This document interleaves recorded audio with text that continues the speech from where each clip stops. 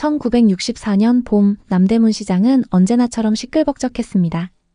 좁은 골목 사이로 리어카가 지나가고 장사꾼들의 호객 소리가 뒤섞였죠. 그 소란 속에서도 유독 사람들의 발길이 멈추는 곳이 있었습니다. 바로 시장 안쪽 구석 수입품 잡화점 앞이었습니다. 가게 처마 밑에 걸린 오색 나일론 치마 한 벌. 햇살을 받아 반짝이는 그 천의 빛깔은 그 시절 여자들에겐 꿈같은 것이었습니다. 분홍, 노랑, 하늘색이 어우러진 꽃무늬. 바람에 살랑거리는 주름 하나하나가 마치 살아있는 것처럼 흔들렸죠. 그 앞을 지나던 여자들은 모두 고개를 돌렸습니다. 어떤 이는 슬쩍 눈길만 주고 지나갔고 어떤 이는 아예 멈춰 서서 한참을 바라보았습니다. 하지만 아무도 손을 뻗지는 않았습니다. 그럴 수 없었죠. 그 시절 나일론은 단순한 옷감이 아니었으니까요. 그건 사치였고 욕망이었고 어쩌면 불온한 것이기까지 했습니다. 라디오에선 매일같이 흘러나왔습니다. 금명과 절약으로 조국을 재건합시다. 정부는 사치품 단속을 벌였고 여자들의 치마 길이까지 재곤했죠. 나일론 스타킹을 신고 다녀야 적발되면 벌금을 물었고 립스틱을 바르고 나갔다간 불량 여자로 낙인 찍혔습니다. 그래서 여자들은 욕망을 숨겼습니다. 마음속 깊은 곳에 아무도 들여다볼 수 없는 곳에 말이죠. 그날 오후 박순애는 시장 골목을 걷고 있었습니다. 32살, 두 아이의 엄마. 그녀는 동네에서 작은 세탁소를 운영했습니다. 남편은 일찍 세상을 떠났고 그녀는 홀로 빨래를 받아 삶을 꾸려갔죠. 매일 아침 비누와 표백제 냄새 속에서 하루를 시작했고 밤이면 다림질한 옷들을 개며 하루를 마쳤습니다. 그녀의 손은 거칠었습니다. 빨랫비누에 갈라진 손등, 다리미 열기에 데인 손가락 끝. 그 손으로 그녀는 동네 유지들의 비단 두루마기를, 의사 부인의 레이스 블라우스를 다렸습니다. 남의 옷에서 풍기는 향수 냄새를 맡으며 그녀는 생각했습니다. 나도 한 번쯤은 저런 걸 입어보고 싶다고. 그날도 순애는 배달할 옷가방을 들고 시장을 지나가다 그 치마 앞에서 멈춰 섰습니다. 그녀는 한참을 그 치마를 바라보았습니다. 반짝이는 꽃무늬, 부드럽게 흔들리는 주름. 그녀의 눈에 그 치마는 단순한 옷이 아니었습니다. 그건 또 다른 삶이었습니다. 빨래 냄새가 아닌 향수 냄새가 나는 삶. 거친 손이 아닌 부드러운 손으로 사는 삶이었죠. 아줌마 사실 거예요? 가게 주인의 목소리에 순애는 화들짝 놀라 고개를 저었습니다. 아니요, 그냥 구경만요. 그녀는 황급히 자리를 떠났습니다. 하지만 그날 밤 잠자리에 누워서도 그 치마가 눈앞에 아른거렸습니다. 오색 빛깔이 어둠 속에서 반짝였고 그녀는 이불을 뒤집어 쓴 채 한숨을 쉬었습니다. 며칠 후 시장에 소문이 돌기 시작했습니다. 그 오색 나일론 치마가 사라졌다고요. 가게 주인은 발을 동동 구르며 경찰에 신고까지 했습니다. 사람들은 수군거렸죠. 밀수품이라더니 역시 문제가 생겼네. 누가 훔쳐갔을까? 요즘 세상 참. 그리고 그 다음 주 일요일 동네 잔치가 열렸습니다. 누군가의 회가변이었는데 동네 사람들이 모두 모였죠. 순애도 아이들 손을 잡고 나타났습니다. 그런데 사람들의 시선이 일제히 그녀에게 쏠렸습니다. 그녀가 입고 있던 건 바로 그 오색 나일론 치마였습니다. 순애는 어색하게 웃으며 자리에 앉았습니다. 여자들의 눈빛이 날카로워졌습니다. 부러움, 질투, 그리고 비난이 뒤섞인 시선들이었죠. 누군가 속삭였습니다. 저거 시장에서 없어진 그 치마 아니야? 세탁소 하는 주제에 어디서 돈이 났을까? 순애는 아무 말도 하지 않았습니다. 그저 치마 주름을 손으로 쓸어내리며 작게 웃었을 뿐이죠. 그날 오후 내내 그녀의 치마는 햇살을 받아 반짝였습니다. 마치 작은 승리의 깃발처럼 조용하지만 분명하게 빛났습니다. 하지만 그 주름 사이로 아무도 모르는 비밀 하나가 꿈틀대고 있었습니다. 1960년대 중반 거리는 묘한 긴장감으로 가득했습니다. 전쟁이 끝나고 10여 년이 지났지만 사람들의 삶은 여전히 팍팍했죠. 정부는 근검 절약을 외쳤고 라디오에선 매일같이 똑같은 구호가 흘러나왔습니다. 사치는 만국의 근원입니다. 국민 여러분, 근면과 절약으로 조국을 재건합시다. 아나운서의 목소리는 단호했습니다. 그 목소리가 울려 퍼질 때마다 여자들은 몸을 움츠렸죠. 사치 단속반이 거리를 돌아다녔기 때문입니다. 그들은 제복을 입고 수첩을 들고 여자들의 차림새를 훑어봤습니다. 치마 길이가 너무 짧으면 불량 여자, 나일론 스타킹을 신으면 사치 여자, 립스틱을 발갛게 바르면 퇴폐 여자. 그렇게 낙인 찍히는 건 한순간이었습니다. 단속반에 적발되면 벌금을 물어야 했고 이름이 동사무소 게시판에 붙기도 했습니다. 온 동네가 아는 망신이었죠. 그래서 여자들은 조심했습니다. 거리를 걸을 땐 고개를 숙였고 치마 끝을 신경 썼으며 화장은 최소한으로만 했습니다. 하지만 그 조심스러움 속에서도 여자들의 욕망은 사라지지 않았습니다. 오히려 더 깊은 곳으로 숨어들었죠. 밤이 되면 동네 안악들은 골목길 구석에 모여 앉았습니다. 누군가의 집 마루 끝 혹은 공동 우물가. 그곳에서 그녀들은 몰래 잡지를 돌려봤습니다. 여원, 주부생활 같은 여성지였죠. 그 잡지 속엔 화려한 양장 차림의 여자들이 나왔습니다. 하이힐을 신고 퍼머를 한 머리를 휘날리며 웃고 있는 모델들이었습니다. 야, 저것 봐. 저런 치마 입으면 얼마나 예쁠까? 우리도 한 번쯤은 저렇게 살아보고 싶다, 그치? 여자들은 속삭이듯 웃었습니다.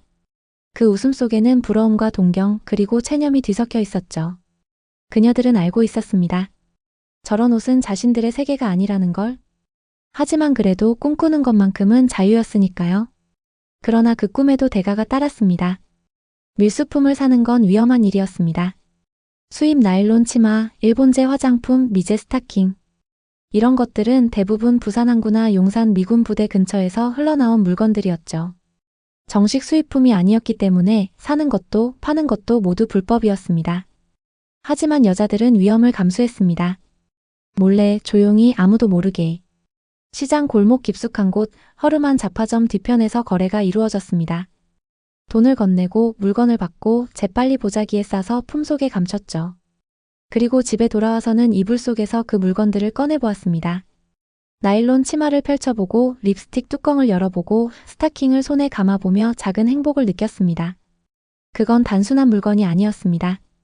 억눌린 욕망의 해방이었고 자기 자신을 확인하는 순간이었죠. 박순애가 손에 넣은 그 오색 나일론 치마도 바로 그런 물건이었습니다. 남대문 시장 잡화점에 걸려있던 그 치마는 사실 밀수품이었습니다. 일본에서 밀반입된 고급 나일론 천으로 만든 것이었죠. 가격표에는 터무니없이 비싼 금액이 적혀 있었습니다. 보통 사람들은 몇 달 월급을 모아야 살 수 있는 가격이었습니다. 하지만 순애는 그 치마를 손에 넣었습니다. 어떻게? 그건 아무도 몰랐습니다. 그녀는 말하지 않았고 사람들은 추측만 했죠. 혹시 훔친 거 아니야? 아니면 어디서 돈을 꼬았나? 세탁소 하는 주제에 무슨 돈이 있다고. 수군거림은 점점 커졌습니다. 하지만 정작 중요한 건 그 치마의 진짜 출처였습니다. 그 치마는 원래 동네 유지인 박 의원의 정부 그러니까 첩에게 가려던 물건이었습니다. 박 의원은 서울에 본가가 있었고 이 동네엔 젊은 여자를 숨겨두고 있었죠. 그 여자를 위해 몰래 산 치마였습니다. 그런데 그 치마가 순애의 세탁소로 들어왔습니다. 박 의원이 세탁을 맡기러 왔을 때 양복 주머니에서 영수증이 떨어진 겁니다. 오색 나일론 치마 남대문 수입 잡화점이라고 적힌 종이 쪽지였죠. 순애는 그 쪽지를 집어들었습니다. 그리고 다음날 그 가게를 찾아갔습니다. 그녀가 무슨 말을 했는지 어떤 거래를 했는지는 아무도 몰랐습니다. 다만 며칠 후 그 치마가 가게에서 사라졌고 순애가 그걸 입고 나타났다는 것만이 확실했습니다. 동네 여자들은 순애를 보며 복잡한 감정을 느꼈습니다. 부러움, 질투, 그리고 두려움. 그녀가 무슨 짓을 한 건지 어떤 대가를 치른 건지 궁금했지만 아무도 직접 묻지는 못했습니다. 단지 수군거릴 뿐이었죠. 그리고 그 수군거림 속에서 단속반의 그림자가 점점 가까워지고 있었습니다. 박순애는 가난이 싫었습니다. 아니, 정확히 말하면 가난 그 자체보다 가난이 만들어내는 냄새가 싫었죠. 매일 아침 세탁소 문을 열 때마다 코를 찌르는 빨랫비누 냄새, 손에서 떠나지 않는 표백제 냄새, 그리고 땀과 때가 밴 남의 옷에서 풍기는 묵은 냄새들. 그 냄새들이 그녀의 삶 전체를 규정하는 것 같았습니다. 반면 동네 유지박 의원의 부인 최말순 여사는 달랐습니다. 그녀가 세탁소 앞을 지나갈 때면 은은한 향수 냄새가 먼저 다가왔죠. 비단저고리의 윤기, 목에 걸린 진주 목걸이의 광택, 그리고 새하얀 버선 위에 신은 고급 가죽 구두. 그녀는 걸음걸이마저 달랐습니다.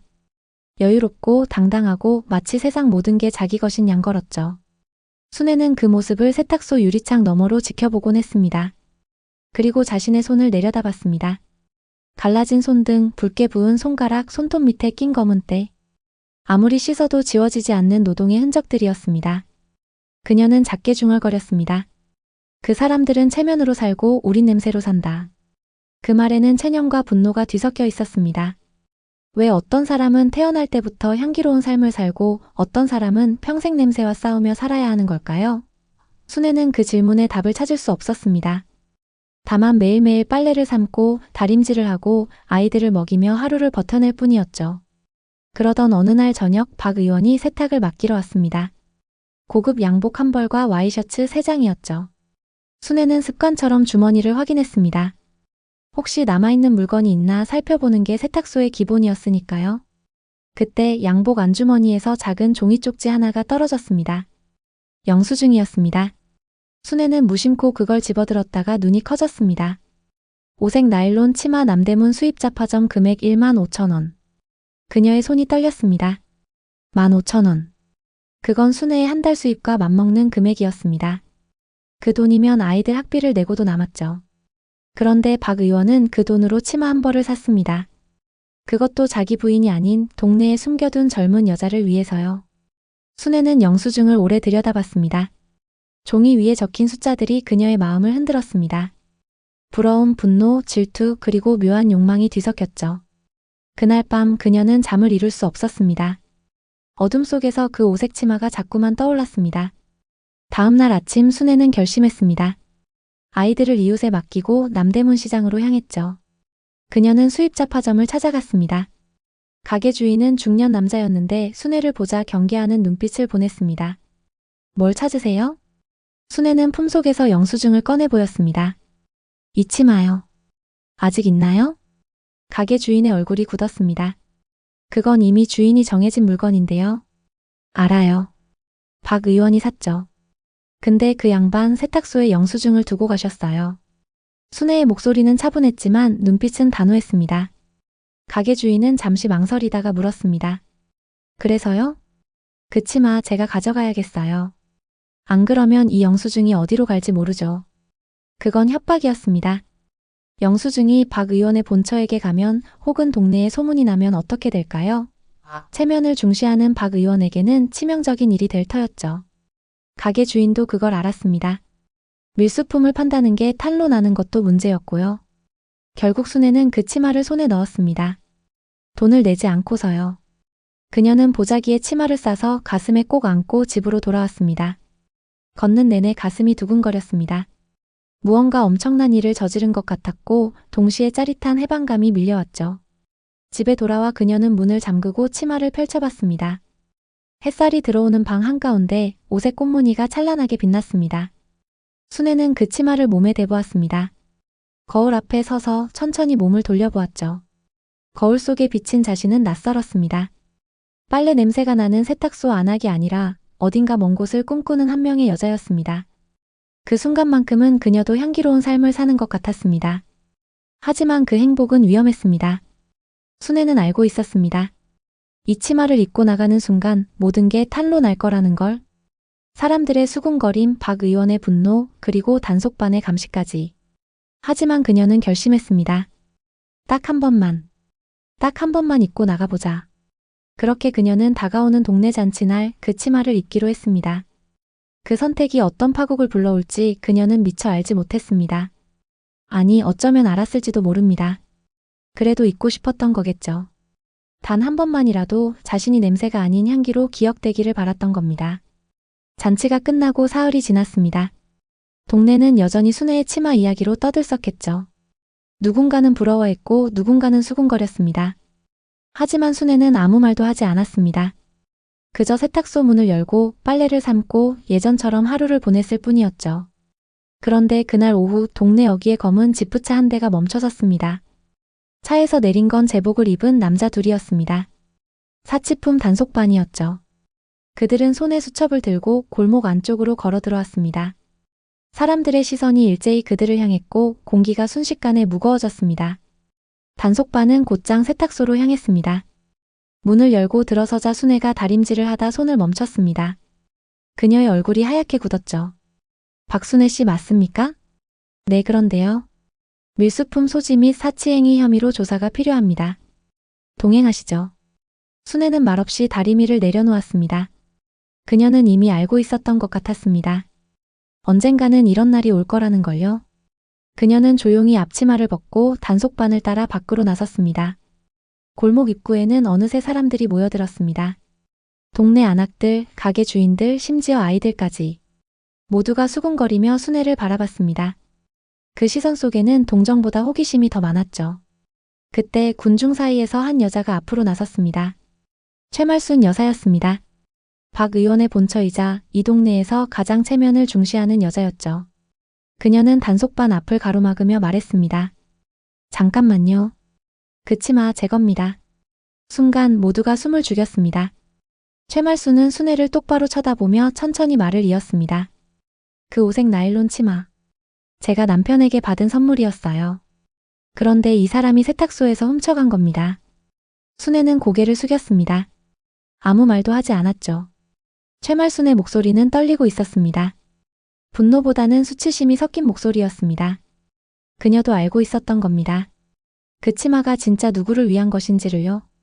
하지만 체면 때문에 입 밖으로 낼 수 없었던 진실이었죠. 단속반은 두 여자를 함께 연행했습니다. 지프차에 나란히 앉은 순애와 말순. 둘은 서로를 보지 않았습니다. 차창 밖으로 동네 풍경이 지나갔고 사람들의 웅성거림이 점점 멀어졌습니다. 경찰서 취조실은 차갑고 좁았습니다. 형광등 불빛이 너무 밝아서 눈이 부셨죠. 형사는 두 여자를 번갈아 보며 물었습니다. 그래서 이 치마가 누구 겁니까? 말순이 먼저 입을 열었습니다. 제 겁니다. 남편이 사준 거예요. 그럼 왜 이 사람이 입고 있었죠? 그러게요. 저도 그게 궁금합니다. 형사는 순애를 향해 고개를 돌렸습니다. 박순애 씨 할 말 있습니까?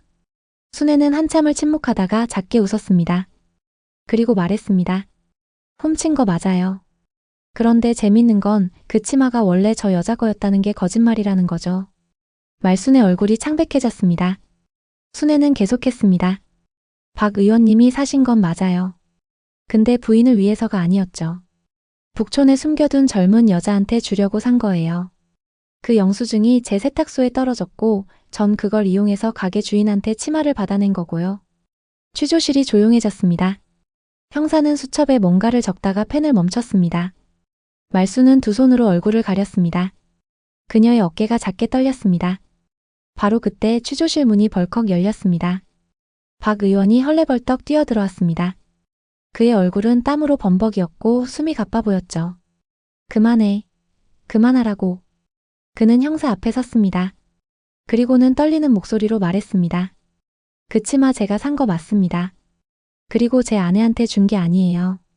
다른 사람한테 주려고. 그의 목소리가 점점 작아졌습니다. 말순은 고개를 들지 않았습니다. 순애는 그 광경을 가만히 지켜보다가 작게 웃었습니다. 쓸쓸한 웃음이었습니다. 이제야 다들 사람 같네요. 그 말에 취조실의 모든 사람이 얼어붙었습니다. 형사는 한숨을 쉬며 수첩을 덮었습니다. 박 의원은 벽에 기댄 채 고개를 숙였습니다. 말순은 여전히 얼굴을 가리고 있었고 순애는 창밖을 바라봤습니다. 잠시 후 형사가 말했습니다.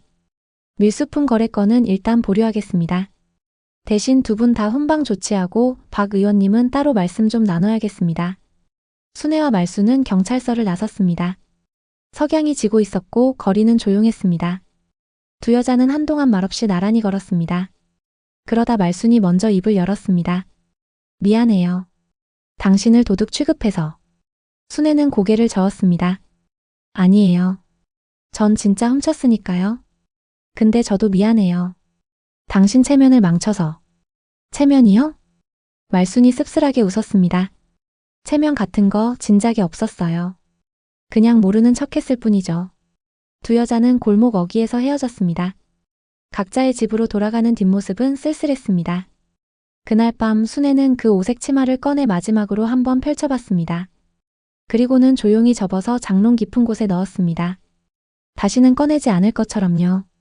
세월은 참 빠르게 흘렀습니다.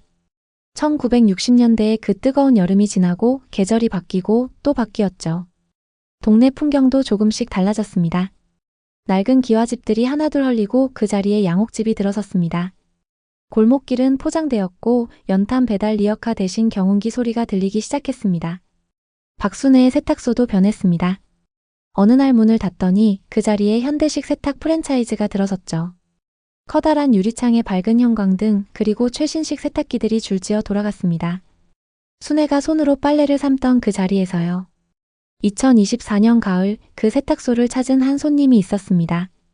흰머리가 성성한 할머니였죠. 그녀는 세탁소 유리창 한켠에 붙은 낡은 신문 스크랩을 한참 들여다봤습니다.